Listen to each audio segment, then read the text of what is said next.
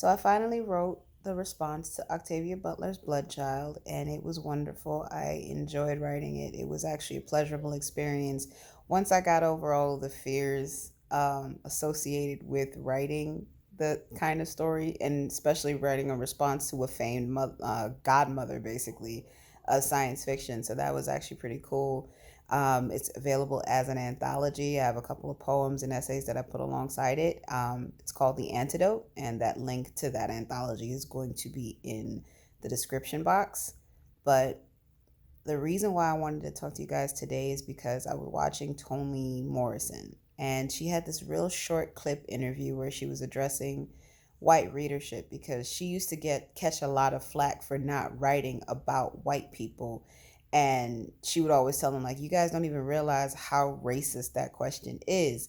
Like, you wouldn't ask a white author when are they finally going to write about black people, or when they're going to finally write about all these other stuff. So why would you ask me that question? Like, why are you not seeing how racist that is to not want to be centered in somebody else's story? Why would you want me as a black person to write about white people? I'm not white. Point blank, period. So the question in the interview that she asked, she was talking about racism and its effect on white people and how it's a seriously negative effect because, they're beneficiaries of it. So it's like they don't even realize that it's as toxic as it is. And she was saying something along the lines of, if you're only tall when someone's standing on their knees, then you have a very serious problem. And that's true. And the question that she asked me that hit me like a gut punch, and is like the same gut punch that Bloodchild hit me with, was, who are you without racism? Now, the question was originally addressed to white people, but I don't think we, as people of color, have addressed who we are without racism either. Because I'm looking at all of the stories, all of the award winning stories, all of these things, and it's so deeply steeped and enmeshed in some kind of white supremacist remnant, right? Um, some kind of thing where we're okay with other people suffering on our behalf. And it's a serious question because I drew a blank on who I would be. What is my identity? More than just writing black as fuck content or writing things along those lines. Like, if I didn't have to call out racists and racism all the time, what kind of person would I be? Who would I be as far as my identity is concerned? So that's something that I'm dealing with now and I'm addressing with, because I my generation is the first real free generation, if you think about it, because the generation before us, they still had Jim Crow, right? And a lot of them were kind of just being born in a place where they could get a little further. But my generation, millennials, that is, because I'm 31, they had the internet. They had access to things that they didn't have before. My generation is actually far more educated than the previous generation, which is why we can look at the things that we can look at and be like, hey, no, this is not normal. This is not right. No, you're not supposed to be doing these things. These things are traumatic or trauma inducing. We have the education to see that. A lot of our parents didn't have that. Um, so for us, this is a key question for us to ask because we're getting ready to step up into a position of leadership. A lot of these people who were in their 70s and 80s are getting ready to die. We're the next ones up, right?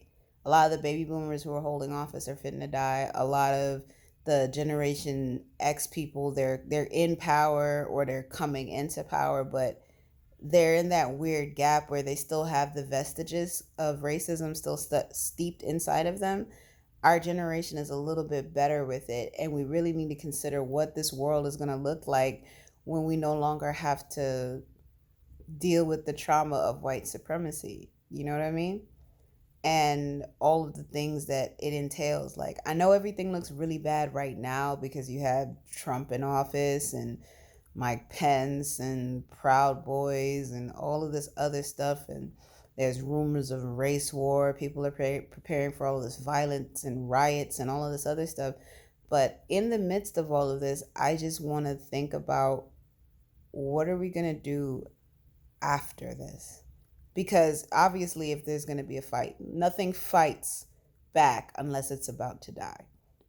And that's what I feel like Donald Trump and the Proud Boys and the Confederacy and all of these other things that people are bringing up now, I feel like they're about to die. It's like a last ditch effort by an organism to keep alive, to thrive, so to speak. And I'm really concerned with what happens after this. Who are we when racism is no longer a problem? What does it mean to be human? What does it mean to not have a label define who you are? I feel like that's also why gender is coming up as well too, like the gender roles and people not feeling like conforming into the roles that society placed on them. A lot of people say like, oh, it's confusing because it's going against biology, and it's not that. Who are you really when you remove everything that society tells you that you're supposed to be? And that's a hard question to answer. I know I will answer it, but right now I'm just thinking on it and I'm like, fuck, I don't know the answer to that question. Who am I without racism? Who am I without white supremacy? Who am I without these things to tell me that? Who am I without these things to rebel against, if that makes sense? Like, who am I when I no longer have to fight for my kids to be treated like human beings once they actually get treated like actual free people? So I feel like brighter minds have semi tackled this issue. I'm about to read Toni Morrison's Beloved, which, sidebar, let me just tell you why this is bothering me. I just found out today that Toni Morrison didn't get a lot of fanfare when she won the fucking Nobel Prize for Literature. First of all, the Nobel Prize is probably about the hardest thing to win out there, right? And then the fact that she was a woman and won it, and there's only been 13 women total, and this prize is like several hundred years old. There's been 101 men, but 13 women total. And I think she's one of the only other female Americans to have won it, and nobody threw this woman like the big celebration that she deserved. Like, how deeply steeped in your inadequacies do you have to be to not celebrate Toni fucking Morrison? This is why we need to be considering who we are without racism, because some of our brightest minds are being underfunded. They're going without resources. And these minds have whole worlds of information and answers that we need. And they can't get to the light because of racism, of classism, elitism, all of these isms getting in the way of these people doing what they do best. And this is why we need to answer this question. So I'm going to think on it. I hope you guys are going to think on it too. And then I guess I'm going to write volume 2 afterwards. So yeah, I'll talk to you guys later. That's all I want to talk about. Deuces.